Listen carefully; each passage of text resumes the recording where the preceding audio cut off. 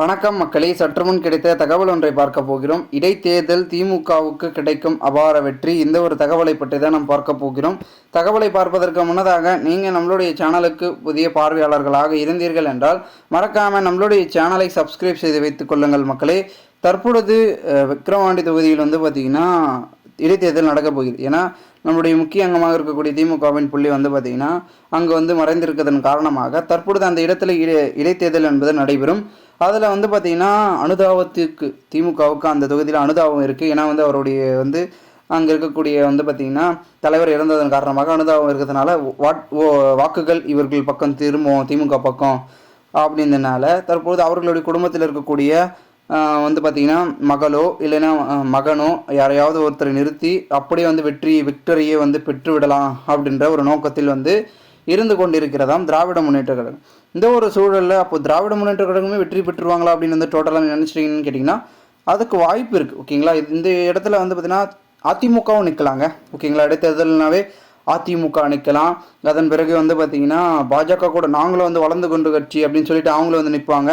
அப்புறம் தேமுதிக, அதன் பிறகு இருக்கக்கூடிய பார்த்திங்கன்னா நாம் தமிழர் கட்சி என்று பலவிதமான கட்சிகள் பார்த்திங்கன்னா அங்கே தீவிரமாக இருப்பதன் காரணமாக அந்த ஒரு ஒரு ஒரு பெரும் காம்படிஷன் என்பது திமுகவுக்கு வரும். ஆனால் கூட மெஜாரிட்டியை பார்த்திங்கன்னா அவங்க கைப்பற்றி விடுவாங்க. எங்கெங்கே என்னென்ன பண்ணுன்றது தெரிஞ்சிருப்பாங்க. ஏன்னா அவ்வளோ ஆண்டுகளாக அந்த தலைவர் நம்மளுடைய திமுகவில் பணியாற்றுகிறான்னா அவங்களுடைய கலை நிலவரங்கள் அங்கே மக்களுக்கான என்ன தேவை என்ன தேவையை பூர்த்தி செய்தால் வாக்குகள் நமக்கு பக்கம் வரும் அப்படின்றத அறிந்து புரிந்து தெரிந்து பார்த்திங்கன்னா திமுகவினர்கள் ஒவ்வொன்றாக பார்த்திங்கன்னா காய் நகர்த்துவார்கள் அப்படின்றது பார்க்கப்படுகிறது. நம்மளுடைய ஸ்டாலின்லாம் வராமே பார்த்திங்கன்னா ஒரு கோபாலபுரத்தில் இருக்கக்கூடிய இல்லத்திலே இருந்து அங்கே உட்காஞ்சிருந்து வெற்றியை பெற்றுவாங்க. அதாவது ஆடாமல் ஜெயிச்சோமாடா அப்படின்ற மாதிரி திமுகவினர்கள் அங்கே வெற்றி பெறுவதற்கான வாய்ப்புகளும் அதற்கான சாத்தியக்கூறுகளும் இருக்கிறது அப்படின்றத பார்த்திங்கன்னா ஒரு பக்கம் சொல்லிட்டு இருக்காங்க.